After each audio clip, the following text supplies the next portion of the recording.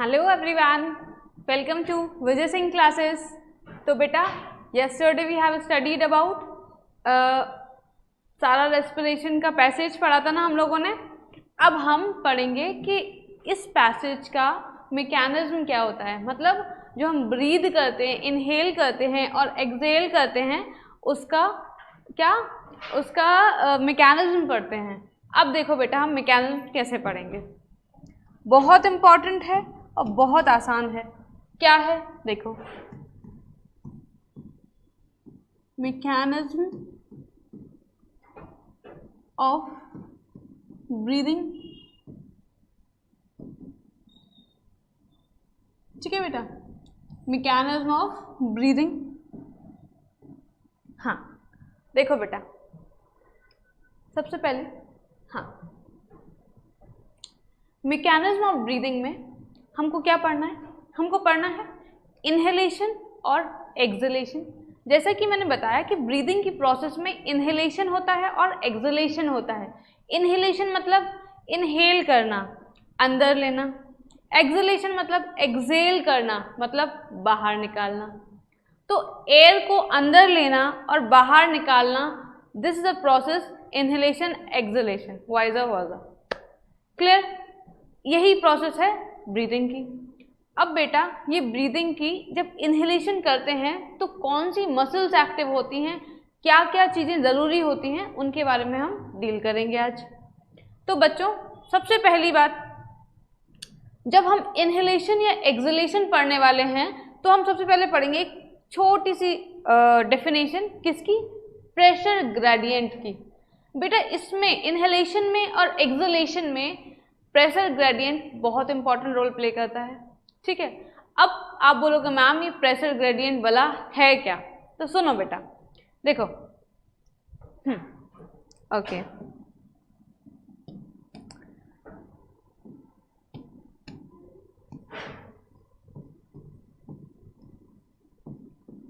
Pressure gradient होता क्या है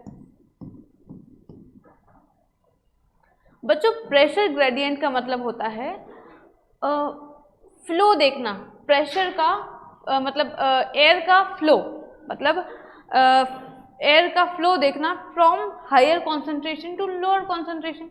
आपने डिफ्यूजन पढ़ा होगा, ऑस्मोटिक पढ़ा होगा, जस्ट वैसे ही इसे पढ़ लो।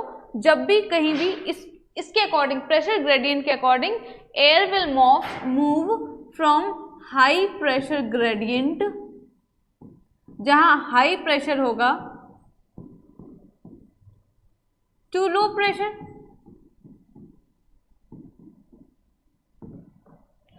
ठीक है, from high pressure gradient to low pressure gradient, pressure, air pressure move करेगा। इतना याद रखो। अब बेटा जस्ट इमेजिन कि हमारे एटमॉस्फेयर में ऑक्सीजन का कंटेंट ज्यादा है। ठीक है, किसके कंपैरिजन? हमारे एटमॉस्फेयर में ऑक्सीजन का कंटेंट ज़्यादा है इन कंपैरिजन टू हमारे alveoli. In comparison to our alveoli, atmospheric का कंसंट्रेशन ज़्यादा है और एल्वियोलाई में ऑक्सीजन का कंसंट्रेशन कम है। याद रहेगा? समझ आ रहा है क्या बता रही हूँ मैं? कि हमारा एटमॉस्फेयर, ये वातावरण जो है ना, एनवायरनमेंट है, इसमें ऑक्सीजन ज़्यादा है और हमारे जो लंग, हमने पढ़ा था ना, लंग्स के अंदर एल्वियोलाई होते हैं, उनके अंदर क्या है बेटा? उनके अंदर ऑक्सीजन कम है। तो अब क्या है? अब मैंने क्या बताया, प्रेशर ग्रेडियंट क्या है? From high to low. भाई यहाँ तो हाई है, यहाँ तो लो है। क्या है? यहाँ तो हाई है ना प्रेशर ऑक्सीजन का, यहाँ लो है। तो the pressure, the air will move, the air pressure will move from high concentration to low concentration। भाई हाई से लो की तरफ जाएगा। क्या जाएगा? हाई से लो की तरफ जाएगा। इसी प्रोसेस को हम इंस्पिरेशन बोलते हैं। इसी प्रोसेस को हम इंस्पिरेशन बोलते हैं। इंस्पायरेशन नहीं, वो इंस्पायर होते हैं वाला नहीं। अरे भाई हो भी जाओ, नीट का एग्जाम है, देना है अपन को। चलो, इंस्पायरेशन इसे ही बोलते हैं कि भाई high pressure content to low pressure content, इस जैसे कि एटमॉस्फेयर था, एल्वियोलाई अंदर हुए, ठीक है, एल्वियोलाई तो लंग्स के अंदर है, एटमॉस्फेयर की एयर बाहर है। अब क्या है, एटमॉस्फेयर की एयर का कंसंट्रेशन, ऑक्सीजन का कंसंट्रेशन ज़्यादा है इन कंपैरिजन टू एल्वियोलाई, तो this will move to this, जो भी यहाँ ऑक्सीजन है that will move to this. अब यहाँ मूव करने के लिए बेटा क्या होगा, यहाँ मूव करने के लिए कुछ हमारे बॉडी की, हमारे लंग्स की कुछ मसल्स हैं, जो लंग्स के बेस पे मैंने क्या पढ़ाया था, डायफ्राम है, कुछ इंटरकोस्टल मसल्स हैं, कुछ रिब्स हैं, जो इन सब में हेल्प करेंगी क्या, इंस्पायर करने में और एक्सपायर करने में, इंस्पायर करने में और एक्सपायर करने में। एक्सपायर वो वाला नहीं, चले जाए इससे ऊपर, इंस्पायर करने में और एक्सपायर मतलब बाहर निकालने में और अंदर लेने में। ठीक है, इतना समझ में आया। This is pressure gradient. अब बेटा एक चीज और सुनो, जब एटमॉस्फेयर में ऑक्सीजन का लेवल कम होगा और एल्वियोलाई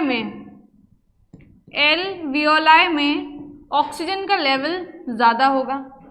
भाई अभी क्या हो रहा था, इंस्पिरेशन हो रहा था, oxygen in atmosphere will moving into the alveoli, is moving into the alveoli. भाई एल्वियोलाई अब क्या है, एल्वियोलाई भर गया, भरता गया, बहुत सारा भर गया, मतलब कंपैरेटिवली ऑक्सीजन कहाँ ज़्यादा आ गया, हमारे एल्वियोलाई में ऑक्सीजन ज़्यादा आ गया in comparison to atmosphere, in comparison to बाहर जो सराउंडिंग है आपके, उसके कंपैरिजन में यहाँ ज़्यादा भर गया। अब भाई ये भर जाएगा तो ये बोलेगा भाई मुझे खाली होना है ना, भाई मुझे खाली होना है, तो क्या करेगा, ये एल्वियोलाई मूव करेंगे एटमॉस्फेयर में। ठीक है, एल्वियोलाई जो भी एयर प्रेशर है वो मूव करेगा कहाँ से, यहाँ से यहाँ, क्योंकि हाई टू लो हो जा रहा था, तो देखो हाई टू लो गया और ये हाई टू लो गया। इतना समझ आया ना।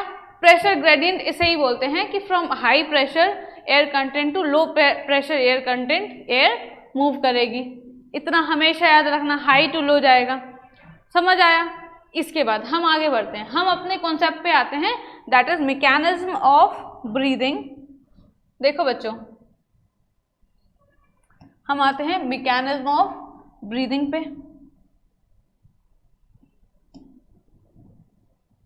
अब देखो, जो हमको पढ़ना है वो है मैकेनिज्म, है ना, जो हमको पढ़ना है वो है मैकेनिज्म। सबसे पहले हम पढ़ते हैं इंस्पिरेशन।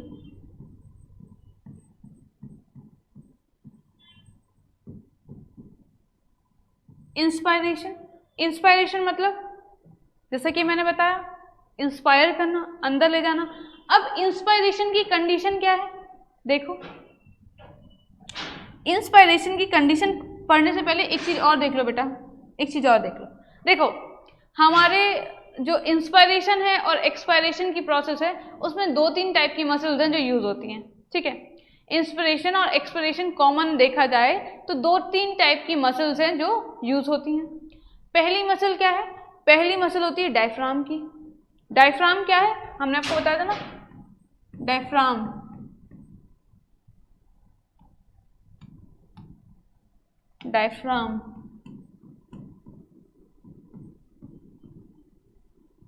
ठीक है, this is diaphragm.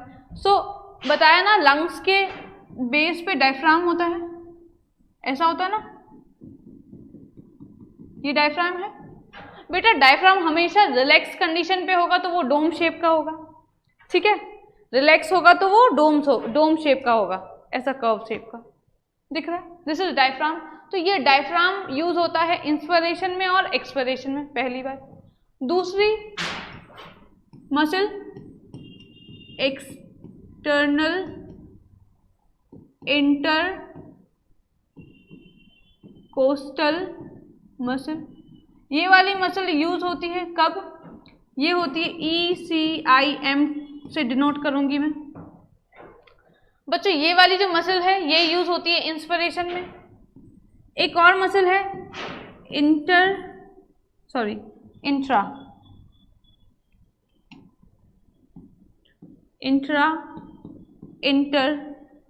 Intercostal muscle, मतलब IICM।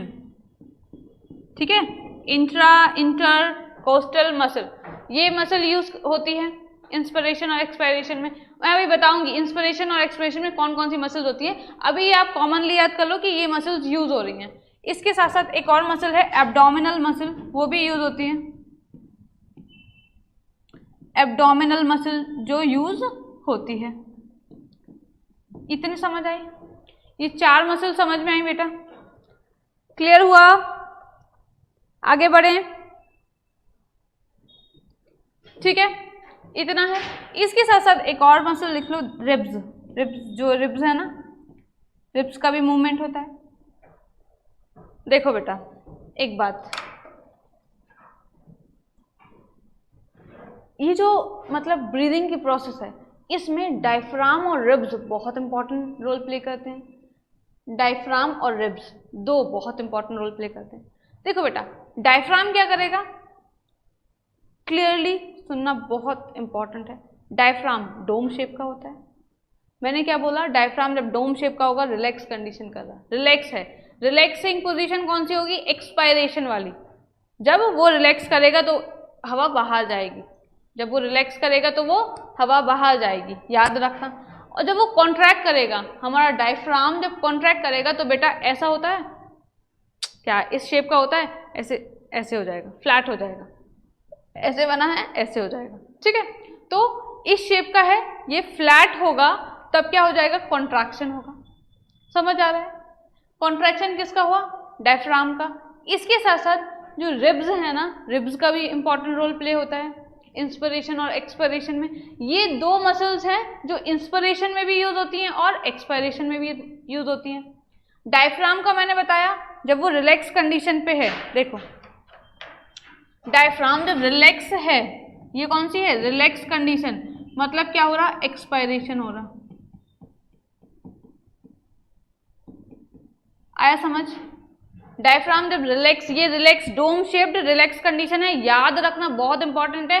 डायफ्राम डोम शेप का होता है, हम लोगों ने पढ़ा था ना, यहाँ वो यहाँ ऐसे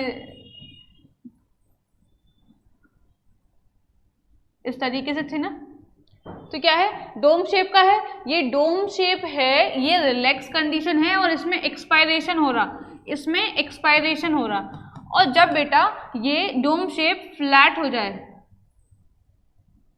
डोम शेप थोड़ा सा फ्लैट हो जाए, ऐसे नीचे के आ जाए, इसे बोलते हैं इंस्पायरेशन वाली कंडीशन। इसे बोलते हैं इंस्पायरेशन वाली, मतलब इंस्पायर हुआ, मतलब चेंज हुआ। किसमें, इसके डायग्राम में दिख रहा है ना चेंज, देखो ऐसा डोम शेप था रिलैक्स कंडीशन में, अब ये नीचे को हो रहा है। अब ये नीचे को क्यों होगा, ये सोचो, ये नीचे क्यों होगा भाई, इसको क्या है, इसको जगह बढ़ानी है, इसको इतनी जगह बढ़ानी है ना, तो ये नीचे ऐसे हो गया, ऐसे हो गया, तो जगह बढ़ गई, जगह बढ़ गई तो और एयर अंदर आ जाएगी, ठीक है, और एयर अंदर आ जाएगी। समझ आ रहा है? समझ आ रहा है ना बेटा? इंस्पिरेशन ये हो रहा है। डायफ्राम की बात कर ली, डायफ्राम का क्या होता है, अपवर्ड और डाउनवर्ड मूवमेंट होगा। अब जल्दी बताओ, जल्दी से बताना, कौन बताएगा अपवर्ड मूवमेंट कब होगा, जल्दी बताओ। डायफ्राम अपवर्ड मूव कब करेगा, जब वो रिलैक्स कंडीशन में होगा, जब वो एक्सपायरेशन कर रहा होगा, जब वो एक्सपायरेशन कर रहा होगा। और डाउनवर्ड कब जाएगा, डाउनवर्ड तब जाएगा जब वो क्या हो रहा होगा, इंस्पायर कर रहा होगा, मतलब कॉन्ट्रैक्ट कर रहा होगा। कॉन्ट्रैक्ट में डाउनवर्ड जाएगा, याद रखना, भूल जाते हैं बच्चे, मिसअंडरस्टैंडिंग करते हैं, बस ऐसे याद रखो कि वो डोम शेप का होता है। डोम शेप नॉर्मल होता है, नॉर्मल मतलब एक्सपायरेशन कर रहा है, इंस्पिरेशन करेगा तो वो क्या नीचे को चला जाएगा, ठीक है, कॉन्ट्रैक्ट करेगा। इतना समझ आया आपको डायफ्राम के बारे में? अब रिब्स के बारे में जानो।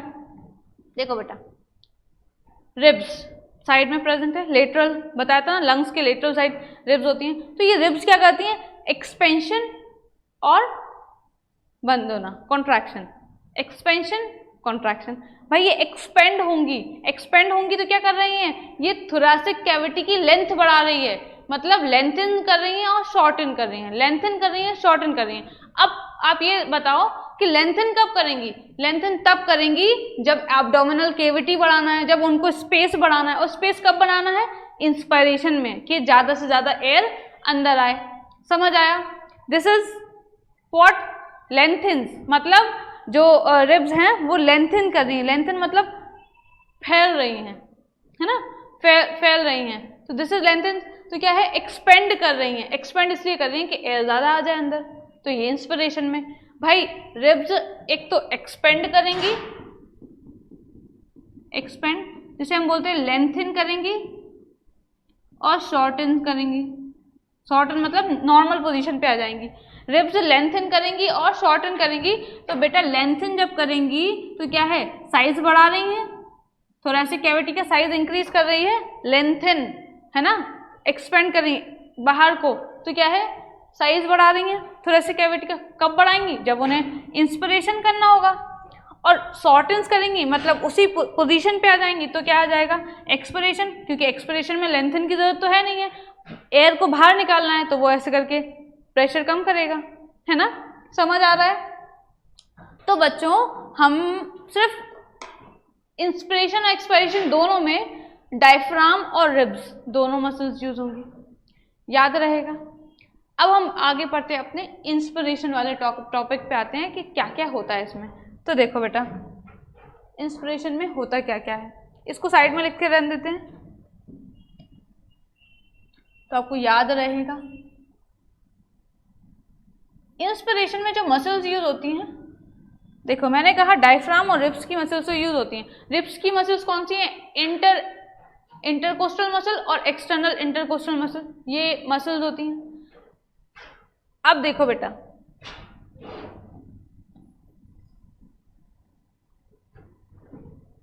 इंस्पिरेशन में क्या क्या होता है। पहली बात, ये एक्टिव प्रोसेस है, मतलब एनर्जी रिक्वायर्ड है इसमें, इस प्रोसेस में, ठीक है। मतलब अब जल्दी जल्दी आंसर बताना, मैंने बताया इंस्पिरेशन एक्टिव प्रोसेस है, ठीक है, पहली बात। दूसरी बात क्या है, दूसरी बात बेटा आप ये बताओ कि इंस्पिरेशन में जो लंग होते हैं, जो लंग्स होते हैं, जो एल्वियोलाइज होते हैं, लंग्स के अंदर एल्वियोलाई होते हैं, तो आप ये बताओ एटमॉस्फेयर की एयर का प्रेशर, मतलब ऑक्सीजन का प्रेशर ज़्यादा होगा या कम, बताओ ज़्यादा होगा कम, ज़्यादा होगा ना, और एल्वियोलाई में कम होगा, तभी तो मूवमेंट होगा from here to here, from atmosphere to alveoli, तभी तो मूवमेंट होगा। तो देखो बेटा क्या हुआ, एटमॉस्फेयर की एयर अंदर जा रही है एल्वियोलाई में, पहली बात। कैसे जा रही है, देखो सबसे पहले क्या होगा, डायफ्राम, जो डायफ्राम की मसल्स हैं वो क्या करेंगी, कॉन्ट्रैक्ट करेंगी। क्या करेंगी बच्चों, कॉन्ट्रैक्ट कर रही हैं, मतलब नीचे जा रही हैं, ठीक है। डायफ्राम की मसल कॉन्ट्रैक्ट कर रही हैं, और कॉन्ट्रैक्ट कर रही हैं तो मतलब इंस्पायर हो रहे हैं, इंस्पिरेशन की प्रोसेस है। इसके साथ साथ क्या है, कौन सी मसल एक्ट करेंगी, external EICM, external intercostal muscle, इसकी मसल मतलब रिब्स की ये वाली मसल्स हैं जो यूज होंगी, ठीक है, ये रिब्स की मसल्स का ही पार्ट है। अब ये वाली एक्सटर्नल इंटरकोस्टल मसल जो यूज हो रही हैं वो क्या करेंगी, एक्सपेंड करेंगी, क्या करेंगी, एक्सपेंड करेंगी, या फिर लेंथिन्स, ये लेंथिन करेंगी और ये लेंथ बढ़ाएंगी। लेंथ बढ़ाने के बाद क्या होगा, एयर अंदर आएगी, ये समझ में आएगा। सबसे पहले डायफ्राम कॉन्ट्रैक्ट करा, मतलब डोम शेप का था तो नीचे को गया, ठीक है, और ये ऐसे हो गई, मतलब एब्डोमिनल केविटी का साइज, मतलब क्या हुआ, एब्डोमिनल जो कैविटी है उसका साइज, थोरेसिक कैविटी का साइज इंक्रीज हो गया। अब इंक्रीज हो गया, एयर अंदर आई, एयर अंदर आई, एयर अंदर आई, पूरी एयर अंदर आ गई, ठीक है। जैसे ही अंदर आ गई, देखो मैं आपको एक डायग्राम में बताती हूँ, सी क्या हो रहा है, ये डोम शेप का था, ये नॉर्मल कंडीशन में आ रहा है, डायफ्राम कॉन्ट्रैक्टेड, देखो ये इस पोजीशन पे होगा और ये शिफ्ट होके इतना कवर कर लिया, कहाँ तक आया, देखो यहाँ तक आ गया, आ गया ना, नीचे आ गया, ये थोड़ा सा नीचे आएगा, यहाँ तक आ जाएगा, फ्लैट टाइप का हो जाएगा, फ्लैट होगा। रिब्स और स्टर्नम, देखो ये हाँ देखो बेटा, रिब्स और क्या हो रहा है, हाँ रिब्स और स्टर्नम रेस्ड हो रहे, देखो बाहर को निकल रहे, volume of thoracic cavity increased, देखो ये रिब केज है, ये रिब्स की तो मसल्स हैं, एक्सटर्नल इंटरकोस्टल मसल्स और इंटरनल इंटरकोस्टल मसल्स, ठीक है। क्या है, रिब्स और स्टर्नम की मसल्स रेज हो गई, रेज हो गई, ठीक है। अब ये रेज हो जाएंगी तो ये थोड़े से कैविटी बढ़ जाएगी, यहाँ से एयर अंदर आ जाएगी, समझ आया, है ना आसान। अब क्या हुआ, इसमें प्रेशर बढ़ गया, ठीक है। अब प्रेशर बढ़ेगा, प्रेशर बढ़ेगा तो क्या होगा, एक्सपायरेशन होगा, प्रेशर बढ़ेगा तो एक्सपायरेशन होगा। अब कैसे होगा वो भी देख लो, हम अपने उस पे आते हैं।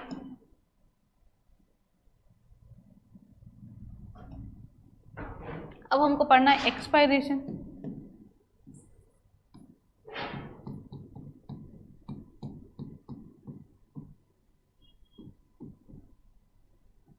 एक्सपायरेशन मतलब एक्सपायर करना, मतलब बाहर निकालना, ठीक है।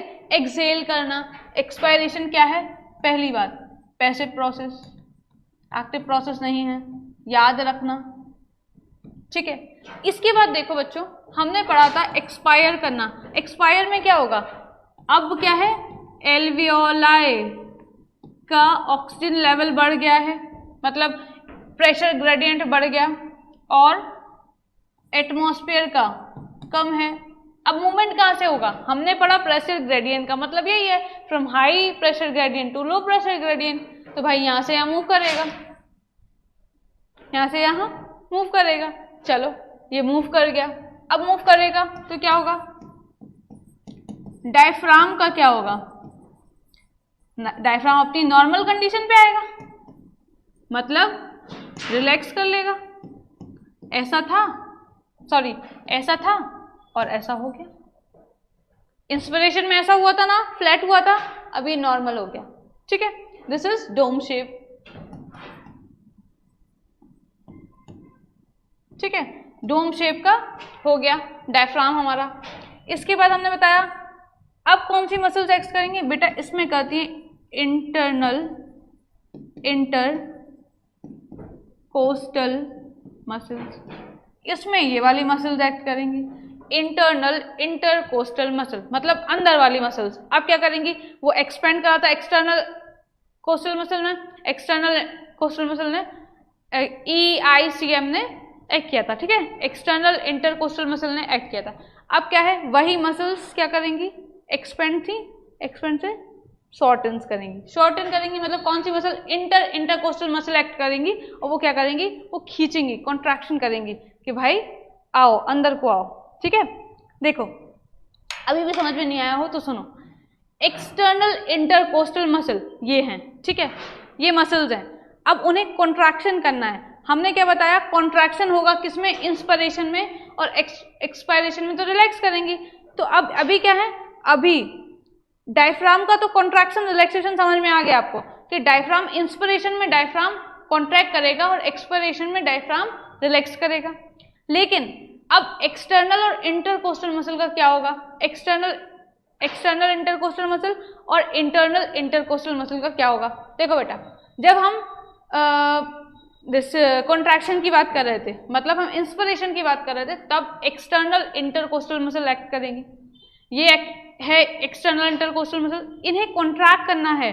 कॉन्ट्रैक्ट कैसे करेंगे, ये यहाँ प्रेजेंट है तो कॉन्ट्रैक्शन में यहाँ जाएंगी ना, यहाँ तो आएंगी नहीं, ये तो तनेंगी यहाँ को, तो वो क्या करेंगी, ऐसे कॉन्ट्रैक्ट करेंगी, कॉन्ट्रैक्ट करके कहाँ जाएंगी, यहाँ गई, यहाँ जाएंगी तो क्या हो जाएगा, यहाँ जाएंगी तो ये एक्सपेंड हो रहा थोरैसिक चैम्बर, समझ आ रहा है, एक्सपेंड हो रहा थोरैसिक चैम्बर, ठीक। अब देखो अभी तक क्या हुआ, एक्सपेंड हो गया, बाहर की तरफ कॉन्ट्रैक्शन हो गया तो वो बाहर की तरफ चली गई। इससे क्या हुआ, यहाँ थी अपना कॉन्ट्रैक्शन किया उन्होंने, अपनी साइड करेंगी ना कॉन्ट्रैक्ट, यहाँ गई, क्या हो गया, थोरैसिक चैम्बर बढ़ गया, ठीक है, कैविटी बढ़ गई। अब क्या हुआ, अब एक्सपायरेशन की प्रोसेस, अब एक्सपायरेशन की प्रोसेस में क्या है, इंटरनल इंटरकोस्टल मसल एक्ट करेंगी, मतलब ये एक्सटर्नल थी ये इंटरनल है। अब ये क्या करेंगी, ये रिलैक्स करें, ये कॉन्ट्रैक्ट करेंगी, ये कॉन्ट्रैक्ट करेंगी तो ये अंदर की तरफ खींचेंगी ना, इंटरनल है अंदर वाली है तो अंदर की तरफ कॉन्ट्रैक्ट करेंगी, एक्सटर्नल थी तो वो बाहर की तरफ कॉन्ट्रैक्ट करी थी, ये अंदर ही कॉन्ट्रैक्ट करेंगी तो क्या हो जाएगा, स्पेस कम हो जाएगा, और स्पेस कम हो जाएगा तो एक्सपायरेशन होगा, मतलब प्रेशर बढ़ा कॉन्ट्रैक्ट करी, प्रेशर बढ़ रहा है, प्रेशर बढ़ेगा तो बाहर का प्रेशर कम है तो क्या है, एक्सपायरेशन हो जाएगा। बस यही था इंस्पिरेशन और एक्सपायरेशन। अभी भी समझ में नहीं आया हो तो और पूछ लो बेटा, अभी भी अगर कुछ समझ में नहीं आया हो तो और पूछ सकते हो। If you are having any doubt please ask बेटा।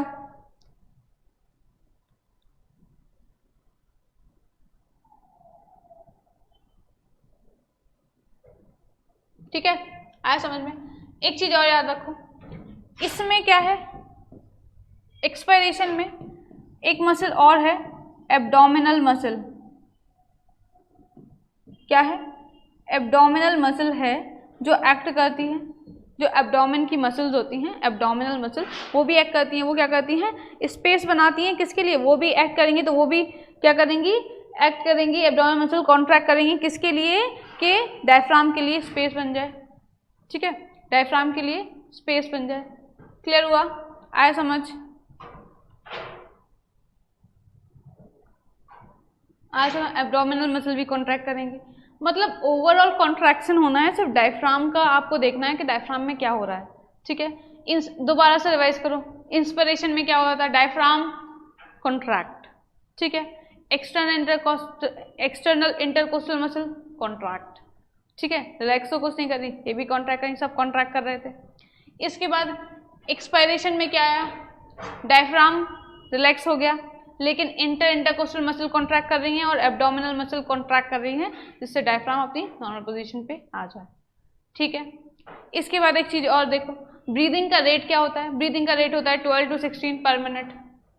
एक चीज, ठीक है, ब्रीदिंग का रेट क्या होता है, ब्रीदिंग का रेट होता है 12 to 16 पर मिनट।